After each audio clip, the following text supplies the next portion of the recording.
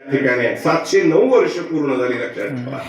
आणि इतका प्रदीर्घ गेलेला काळ, आणि म्हणून तुकोबारायाने सुद्धा आपल्या जीवनामध्ये या महात्म्यांचंच या ठिकाणी आचरण, वागणं, नीती डोळ्यापुढे ठेवली.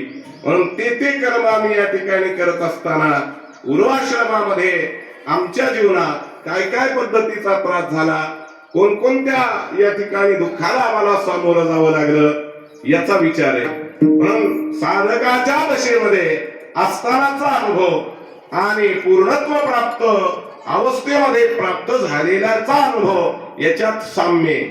पण आज मात्र या ठिकाणी ते पूर्णत्वाला प्राप्त झालेले आहेत. आता जीवनामध्ये ज्या गोष्टी मिळालेल्या आहेत त्या सांगायला काय हरकत आहे. म्हणून ज्या गोष्टी अधिकारी पुरुषच या सांगू जाणे, अन्यथा या ठिकाणी दुसरे कोणी सांगू शकत नाही. कारण दुसऱ्यांना त्या गोष्टी प्राप्त झालेल्या नसतात तर काय सांगावे. म्हणून महाराज आज मी तिला या ठिकाणी आपल्याला आलेला स्वानुभव आपल्या अंतःकरणपूर्वक श्रद्धेनं त्या ठिकाणी सगळ्याला सांगू लागलेली आहे. आम्ही जे केलं ते तुम्ही करा, हेच अभंगाचं प्रथम चरण या ठिकाणी आहे.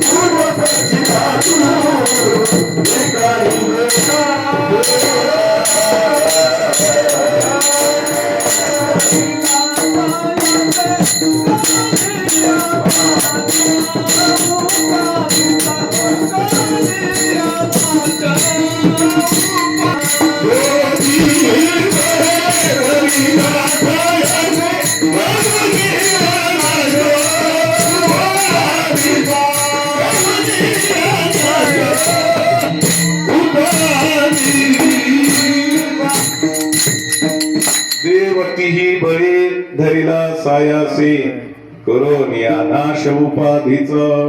आता बळ याचा अर्थ या ठिकाणी देव प्राप्तीसाठी वापरलेलं आहे. म्हणून संत महात्मे विशेष करून तुकोबाराया त्याला काय करावं लागलं, सायास करावे लागले. लक्षात ठेवा. म्हणून जनमानसाचे सायास, दुःख होणाऱ्या प्राप्त प्रसंगाला येणाऱ्या गोष्टी याचा विचार केला. आणि म्हणून आम्ही त्या गोष्टीला या ठिकाणी सोडलं आणि काय झालं तर या ठिकाणी बल अवस्थेला प्राप्त झालो. कोणत्या बलाला? भक्तीच्या बलाला. कोणत्या बलाला? वैराग्यतेच्या बलाला प्राप्त झालो. आणखी कोणतं बल आहे? विवेक संपन्नतेच्या बलाला प्राप्त झालो. म्हणून संतांकडे बल असतं कोणतं? विचाराचं. ज्या ज्या अवस्थित गोष्टी आहेत, चंद्र तेथे चंद्रिका, शंभू तेथ अंबिका, संत तेथ विवेका, असणे की जे विचार संतांकडे असतात. लक्षात ठेवा. आणि म्हणूनच तिथं आहे चंद्र आहे, चांदणे आहेत म्हणून कोण आहे? चंद्र आहे. आणि म्हणून त्या ठिकाणी शंभू म्हणजे भगवान शंकर आहेत, म्हणून अंबिका आहे. संत आहेत म्हणून विचार आहेत. विचारा वाचू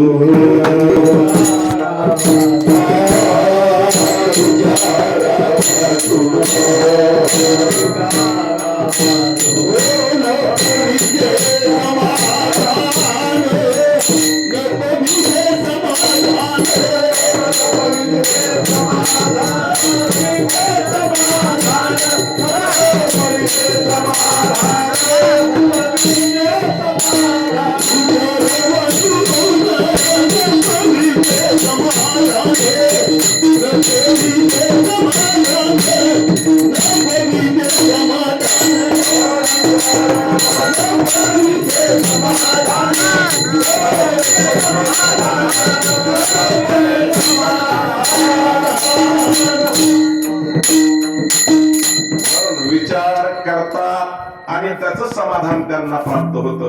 चांगला विचार, वाईट विचार, विचाराचे प्रकार आहेत. म्हणून संतांकडे विचार आहे. आणि कोणता विचार आहे? सत्सत्विक बुद्धीचा विचार आहे. कोणता विचार आहे? सारथ विचार आहे. कोणता विचार आहे? तर त्या उद्धार दशेचा विचार आहे. म्हणून ते समाधान त्यांना प्राप्त झालेले. म्हणून ते वैचारिक पातळीने या ठिकाणी ज्ञानगुण संपन्न आहेत. लक्षात ठेवा. याचा अर्थ बलोन्मत्त असणारे, म्हणून भक्ती कार्यात बलोन्मत्त, शास्त्र संपादन करण्यामध्ये, शास्त्र कार्यात बलोन्मत्त, युद्धाच्या प्रसंगामध्ये लढवय्ये योद्धे असतात काही, म्हणून त्यांना युद्धोन्मत्त, धनवान असेल तर धनोन्मत्त. आणि मग या ठिकाणी तसे आम्ही काय आहे तर बलप्राप्तीच्या विचाराला आरूढ झालेली आहे. म्हणून ते बळ आम्हाला प्राप्त झालेले. लक्षात ठेवा. आणि बळ ज्याच्याकडे आहे त्याला जर प्राप्त करून घेतलं तर दुसरे बळ या ठिकाणी अजून कोणते प्राप्त करण्याची गरज नाही. बळवंत कोण आहे तर देव. पण देव या शब्दाचंच उच्चारण या अभंगामध्ये तुकोबारायांनी प्रथम चरणात केलेले. पण शेवटच्या तिसऱ्या चरणापर्यंत सुद्धा पुन्हा नाव त्याचं घेतलं नाही, त्याचं स्वरूपाचा विचार केला नाही. फक्त देव प्राप्त झालेल्या साधकाची काय अवस्था आहे त्याचं विश्लेषण या ठिकाणी केलेले. म्हणून आमच्याकडे आमचा स्वानुभव काय आहे? देवप्राप्तीचा. म्हणून देव प्राप्त झालेला आहे, परंतु साधना काय केलेली आहे याचं विश्लेषण आहे. लक्षात ठेवा. म्हणून सभायाभ्यंतरी अवघा परमानंदुरी. का बरं या ठिकाणी आजी आनंदुरी देवा आनंदुरी. आनंद प्राप्त झालेल्या नंतर अवस्था प्राप्त झालेल्या महात्म्याच्या तोंडून निघालेले शब्द आहेत. लक्षात ठेवा. म्हणून विवेक जागृत होता आणि म्हणून जागृत विवेक असल्या कारणास्तव भक्ती करायला सिद्ध झालो. म्हणून ते बळ या ठिकाणी प्राप्त झालं. प्रथम विचार कळले, सेवा कोणाची करावी हे जर कळलं नाही तर जीवनामध्ये फलश्रुती काय प्राप्त होईल अंततः गत्वा काही हातात येणार नाही. म्हणून साधकाने या ठिकाणी वैराग्यवंताने किंवा जीवनाच्या पूर्वाश्रमीमध्ये अंतःकरणामध्ये काय कळालं पाहिजे, चांगलं काय आणि वाईट काय. लक्षात ठेवा. सार आणि असार जर अंतःकरणात प्राप्त झालं तर स्वानुभव भगवत प्राप्तीसाठी चांगल्या मार्गाला ते ज्ञान उपयोगाला येतं. महत्वाचा विषय आहे. लक्षात ठेवा. म्हणून सारासार विचार करा उठा उठी नाम धरा कंठी विठोबाची. सार भगवंत